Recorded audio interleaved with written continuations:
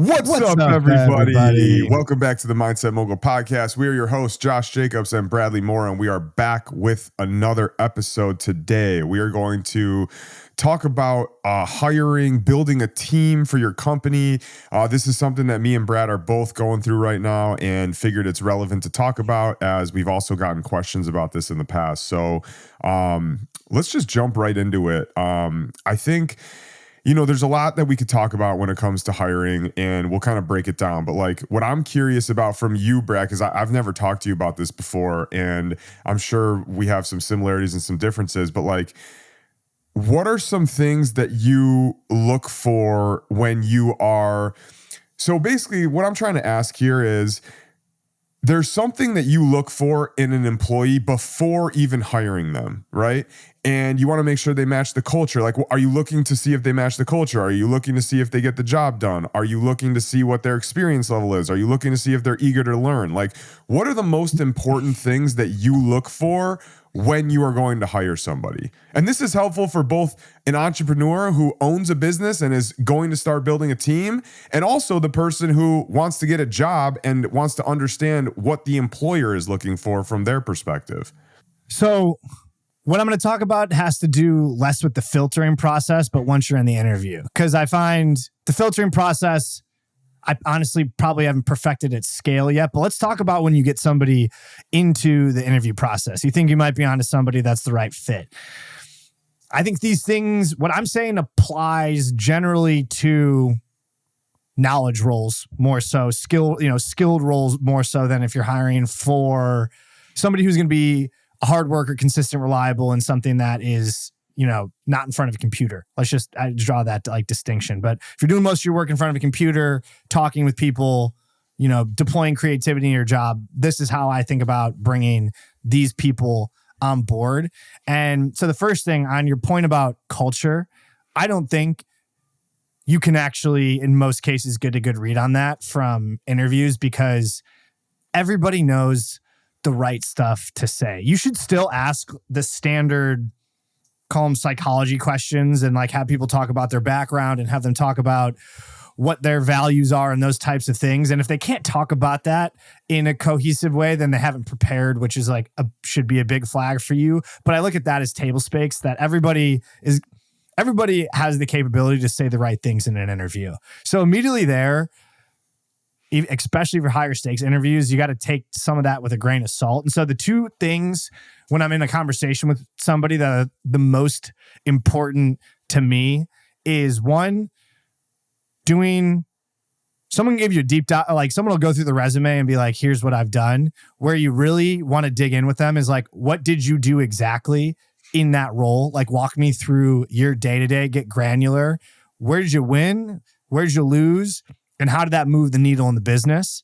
And have them speak specifically to what their role in that was. Because you'll find a lot of people were on a team that did something, but what did they actually do on that team looks very different than the capability set of what you actually need for this role. So they can talk about this high level version of what happened, but they can't actually get into the rigorous detail. And so you want to do, the more time I can spend on a detailed history of what they did and exactly how they did it and what the impact was, that is a great filter for call it a BS meter on what somebody's actually good or not good at. The second thing on challenging, or not challenging, but bringing out of somebody their capability to do the job, is treat them like they already work for you and talk through problems that you're facing right now in that job today and hear how they think about approaching it. And call it a case study of literally just think about the problems that you're facing in the business right now that pertain to the role that they're going to come into, the pain points, and start having them solve with you live what that looks like. You could take it a step further and actually have case studies built for problems they may face in that job. And you can honestly even give this to people days ahead of time. And that is even more telling if they come in and how prepared they are to talk about the problems your business is facing and how they would go about solving them. And so I find that getting to the realities of what work they've done and try really digging in on that, and then how they would handle the true problems of today's job, not what their work philosophy is, communication's important. I don't care. Like, I don't need to hear that. What I need to hear is like how you're going to deploy and what a framework for communication looks like to break down silos across like the business units that you're overseeing or whatever it is. Then the piece on culture, because it's really important and you want to get a beat on what like, how people will fit in their business. I think references are crap because like, there's one thing, I got this from my partner in terms of how he handles references.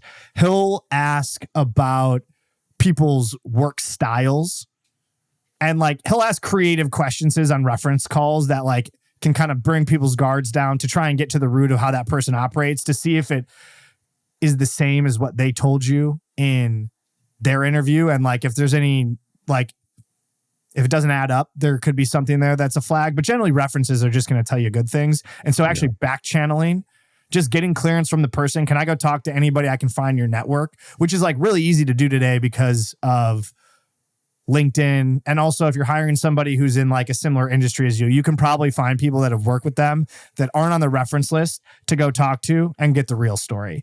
And so that back channeling for me is how you do the cultural filter, is like, don't take anyone's word for it because it's the easiest thing to talk fluffy about. Yeah, I love what you said too about giving people the case studies days in advance. One of the things that we do for our business when we're hiring is we'll tell people, hey, give us a sample. Like we'll give them an assignment, like, yes, we'll go through the interview process. Yes, we'll ask things, but at the end we'll say, hey, show us what you're capable of. And this is what we're going to require you to do in this position. Let me give you a little bit of let me give you some tasks to complete and let me see how you complete them. And that, to be honest with you, gives me the best idea of who is going to be the best candidate, because you could tell right away based on their work if they know what they're doing, number one, if they fit what you're looking for. And that's the best way to really determine if somebody's going to be able to do the work or not. You obviously can't give tasks like that for every single job, but there are a lot of roles where you could actually tell people, hey, take the next few days and work on these things and come back to me and let me know, let me review them.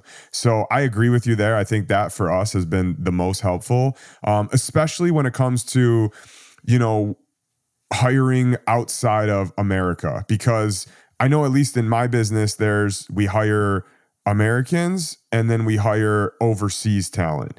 And hiring overseas talent is, there's tricky parts about both of them, but I find that hiring overseas talent, people are open to just showing you their work. And to me, that is incredibly valuable. We found some really great hires by just giving them tasks and reviewing their work before ever accepting them as employment. So anyways, moving on from the interview process, I guess, do you have anything in place for once somebody starts? Because like you said, everybody knows the answers to the questions. Everybody knows what to say. When you really find out how somebody works is when they start working with you. Do you have any sort of like, I know certain friends who have businesses who they say within 2 weeks, if you are not, if you don't fit the culture, like we're going to let you go. Within 4 weeks, if you're not, producing, we're going to let you go. Within 3 months, like they have these probationary periods almost, or these review periods. Do you have anything like that? Or have you thought about doing anything like that in your own business? Yeah, on the probationary period front, we technically have that in place for consultants, and our business is a little bit harder because it really comes down to like feedback from the clients, at least where we're hiring right now. It's but it's a conversation up front about getting running room in the business and filling into the role. And then there's just extra scrutiny. There's like one layer more of the calls we watch, the feedback that is solicited from the clients themselves that we're serving. That like level of scrutiny is much higher at the beginning. And you don't just trust when that person says that this is going well, or that when they say it's going well, that there's a double check that happens across the board on things, tools we have. every call we record between our consultants and our clients, going and checking those and then having conversations with those clients to make sure everything is going smooth. And so, yeah, there's an extra level of scrutiny there. Another thing we do, depending on the role, I've got a couple of key players in the business that I think define the culture well, and they are cultural carriers in the business. And they'll be involved in the interview process, but then also early on, they will either mentor or just get like an outsized amount of exposure to this new person to help validate that things are going to work out. Because at this point, I fully trust those people and their opinion of how the business is operating. You always got to take that with like a grain of salt and make sure that like it can't just be one person in your business's opinion if they do or don't like somebody, because for whatever reason that mix can happen. But if I have two people that are trusted within the business currently that quickly form an opinion that's negative, I generally treat that as a red flag. Yeah, we have, I don't really have like a specific probationary period like I mentioned some of my friends have earlier. I think the way I look at it is if somebody comes in and they fit the culture, because I'm a big believer that like if you have to fit the culture, because if you don't fit the culture, even if you're a great employee, you're not going to last a long time. So my belief is if somebody comes in, they fit the culture, they're willing to do the work, they believe in the mission, and they're willing to learn and they're coachable, even if they're not the greatest in the first month or whatever, first 2 months, I will put effort into training that person because they fit the culture. They see the mission. They're willing to be coachable and to work. Whereas if somebody comes in and if they do excellent work from day one, like they're staying. But if they are doing mediocre work and just like I was saying, I see them either they could be coachable and they could learn, but let's say they don't fit the culture and they don't see the mission and they don't, just give you that feeling of Yep. They're with us, then I'll let them go quickly because I don't want to waste their time. I don't want to waste our time. And, I think one of the biggest things as we kind of transition to after hiring and after the probationary period, I think one of the most important things as an employer is to never, what's the word I'm looking for? Never break a bridge. I forgot. Never burn a bridge. Never burn a bridge with an employee for a couple of reasons. Number one, you should always be trying to help people. Even if you don't agree with your employer, even if they didn't do the best work for you or whatever, maybe they're just not in the right role. So try to help them find a role where they'll fit better. Number two, you may have a role for them that opens up in 3 years from now. You never know. They may be the perfect person in 3 years from now from something that you have to do. They may have friends that they can refer to you. And you also obviously don't want anybody talking trash about you as an employer. So I would say never burn a bridge. Always try to help them, be as upfront as possible throughout your hiring process, throughout your probationary period, that if things don't work out, there's no bad blood between us. We just treat this as strictly business and you're going to have to go and we're going to help you, but that's the way it's going to be. And as long as you're super upfront about things, like it never is easy firing somebody and it always sucks firing somebody, but it's a lot easier to do it when you're completely transparent throughout the whole process and they know at the end of the day if it's going to work or not. So, I would just say, as far as transparency goes and whether they are a fit or they're not a fit, it always helps to just come from the approach of being helpful. And I don't know if you have anything else to add to that. I know we wanted to do a quick episode today on this, but I think your point on transparency throughout the process, even when it's the tough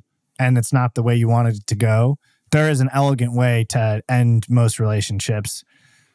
And there's probably something to it. And I think I probably failed at the past, but setting the proper expectation and making sure that throughout the process, people know where they stand and it's not blindsided at the end.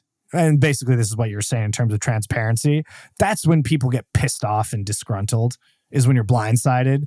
When you're letting people know, like, this is the process, this is what you're evaluated against. 3 weeks in, it's not working well. You let them know, hey, this is not going great. This is what the path forward is going to look like. And it could be one of those paths is that you won't be employed here anymore. Like, people tend to respond to that much, much better than you trying to sweep it under the rug and then make a decision and not really just face the situation as it is. Yeah. All right. I think this was great. I think this was a power 15 minutes. Hell yeah. All right. Well, I hope you guys got value out of this episode. If whether you're an employer looking to build your team or you're an employee just wanting to know a little bit more about how employers think about the hiring process, I hope you got value out of this. If you did, please subscribe to our YouTube channel. If you're watching there, leave us a comment with your question if you want us to answer it. Like the video. You can also email a question to support@mindsetmogul.com. If you're listening on Apple, Google, Spotify, please follow the show and leave us a 5-star review. We'd really appreciate it. With that being said, thank you so much. We will see you in the next episode. Take care. Take care.